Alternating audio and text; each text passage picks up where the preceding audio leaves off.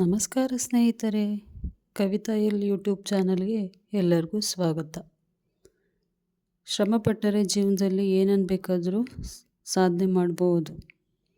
ಬನ್ನಿ ಎಲ್ಲರೂ ಈ ಕಥೆಯನ್ನು ಕೇಳೋಣ. ಒಂದು ಊರಿನಲ್ಲಿ ಶಿವು ಎಂಬ ಯುವಕ ಇರ್ತಾನೆ. ಅವನು ಯಾವಾಗಲೂ ಕೆಲಸವನ್ನು ಮಾಡ್ತಾಯಿರ್ತಾನೆ.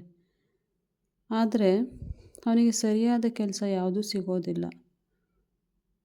ಕೆಲವೊಂದು ಸತಿ ಒಂದೊಂದು ದಿವಸ ಕೆಲಸ ಇರುತ್ತೆ, ಒಂದೊಂದು ದಿವಸ ಕೆಲಸನೇ ಸಿಗೋದಿಲ್ಲ. ಪಾಪ ಅವನು ಎಷ್ಟು ಶ್ರಮಜೀವಿ ಅಂದರೆ ಏನು ಕೆಲಸನಾದ್ರು ಕೊಟ್ಟರು ಮಾಡ್ತೀನಿ ಅನ್ನೋ ಧೈರ್ಯ ಆ ಶಿವಗಿರುತ್ತೆ. ಆದರೆ ಅವನಿಗೆ ಕೆಲಸ ಸಿಗ್ತಾ ಇರಲ್ಲ. ಆದರೆ ಅವನಿಗೆ ತುಂಬಾ ಬೇಸರ ಆಗುತ್ತೆ. ಒಂದು ದಿವಸ ಏನು ಮಾಡ್ತಾನೆ, ಹೀಗೆ ಊರಿನಲ್ಲಿ ನಡ್ಕೊಂಬರ್ಬೇಕಾದ್ರೆ ಒಬ್ಬ ಮಾಲೀಕ ಬರ್ತಾನೆ. ಅವನು ಬಂದುಬಿಟ್ಟು ಏನು ಮಾಡ್ತಾನೆ, ಒಂದು ಕಾಡಿನಲ್ಲಿ ಮರ ಕಡಿಯೋ ಕೆಲಸ ನಿಂಗೆ ಕೊಡ್ತೀನಿ ಶಿವು, ಮಾಡ್ತೀಯ ನೀನು ಅಂತ ಕೇಳ್ತಾನೆ. ಇವನಿಗೆ ತುಂಬ ಖುಷಿಯಾಗುತ್ತೆ. ಅವನೇನು ಮಾಡ್ತಾನೆ, ಮಾಡ್ತೀನಿ ಅಂತ ಹೇಳಿ ಒಪ್ಕೊಂಡು ಹೋಗ್ತಾನೆ. ಮಾರನೇ ಸಹ ಬರ್ತಾನೆ, ಮರ ಕಡಿಯೋಕ್ಕಂತ ಕಾಡಿಗೆ ಹೋಗ್ತಾನೆ.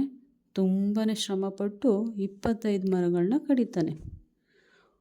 ಅವನಿಗೆ ತುಂಬ ಖುಷಿಯಾಗುತ್ತೆ. ಆವಾಗ ಮಾಲೀಕನ ಹತ್ರ ಹೋಗಿ ಹೇಳ್ತಾನೆ, ನಾನು 25 ಮರಗಳನ್ನ ಕಡಿದಿದ್ದೀನಿ ಅಂತ ಹೇಳಿದಾಗ ಮಾಲೀಕ ಹೇಳ್ತಾನೆ, ನೀನು ತುಂಬ ಶ್ರಮಪಟ್ಟು ಕೆಲಸ ಮಾಡಿದ್ಯಾ, ಹೀಗೆ ಜೀವನದಲ್ಲಿ ಕೆಲಸ ಮಾಡ್ಕೊಂಡು ಹೋದರೆ ನೀನು ಮುಂದೆ ಬೇಗ ಬರ್ತೀಯ ಅಂತ ಮಾಲೀಕ ಹೇಳ್ತಾನೆ. ಆವಾಗ ಶಿವ ಏನು ಮಾಡ್ತಾನೆ, ಖುಷಿಯಿಂದ ಮನೆಗೆ ಹಿಂದಿರುಗ್ತಾನೆ.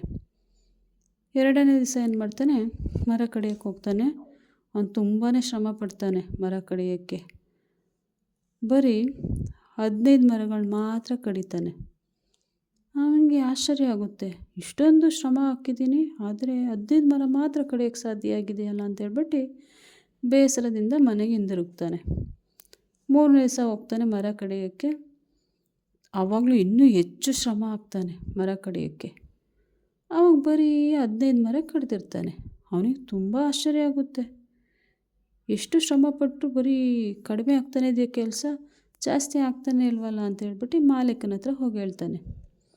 ಅದಕ್ಕೆ ಮಾಲೀಕ ಏನು ಹೇಳ್ತಾನೆ, ನಗಾಡ್ತಾ, ನೀನು ಕೊಡಲಿ ಯಾವಾಗ ಹರಿತಗೊಳಿಸಿದ್ದೆ ಅಂತ ಕೇಳ್ತಾನೆ. ಅವನು ಶಿವ ಹೇಳ್ತಾನೆ, ಅದಕ್ಕೆ ನನಗೆ ಅದ್ರ ಕಡೆ ಗಮನ ಕೊಡೋಕ್ಕೆ ಸಮಯನೇ ಇರಲಿಲ್ಲ, ಅದು ಯಾವಾಗ ಮಾಡಿಸಿದ್ದೆ ಅಂತ ನನಗೆ ಗೊತ್ತಿಲ್ಲ ಅಂತ ಹೇಳಿಬಿಡ್ತಾನೆ.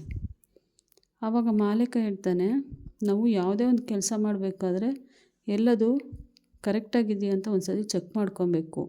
ನೀನು ಅದನ್ನು ಕೊಡಲಿಯನ್ನು ಹರಿತಗೊಳಿಸು, ಆವಾಗ ನಿನಗೆ ಗೊತ್ತಾಗುತ್ತೆ ಅಂತ ಹೇಳ್ತಾನೆ.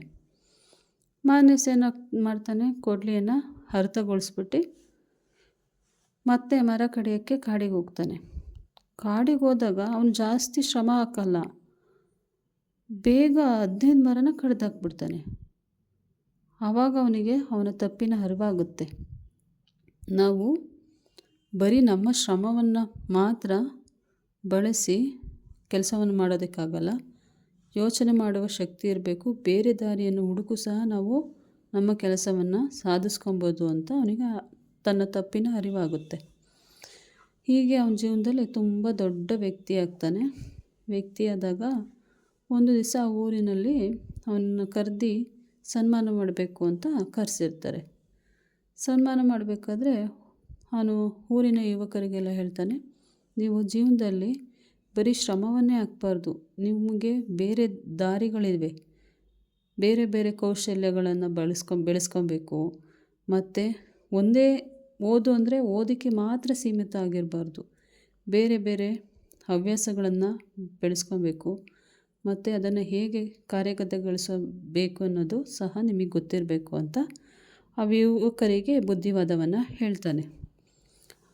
ಈ ಕಥೆಯಲ್ಲಿ ನಾನು ಏನು ಹೇಳೋಕ್ಕೆ ಇಷ್ಟಪಡ್ತೀನಿ ಅಂದರೆ, ಜೀವನದಲ್ಲಿ ನಾವು ಹೆಚ್ಚು ಶ್ರಮವನ್ನು ಹಾಕಿದರೂ ಸಹ ಪ್ರತಿಫಲ ಕಡಿಮೆ ಕೊಡುತ್ತದೆ. ಆದ್ದರಿಂದ ನಾವು ಕಠಿಣ ಶ್ರಮ ಇರಬೇಕು, ಅದ್ರ ಜೊತೆಗೆ ನಮಗೆ ಜ್ಞಾನ ಮತ್ತು ತಿಳುವಳಿಕೆ ಇವೆರಡೂ ಸಹ ಇದ್ದರೆ ಜೀವನದಲ್ಲಿ ನಾವು ಏನನ್ನು ಬೇಕಾದರೂ ಸಾಧಿಸಬಹುದು.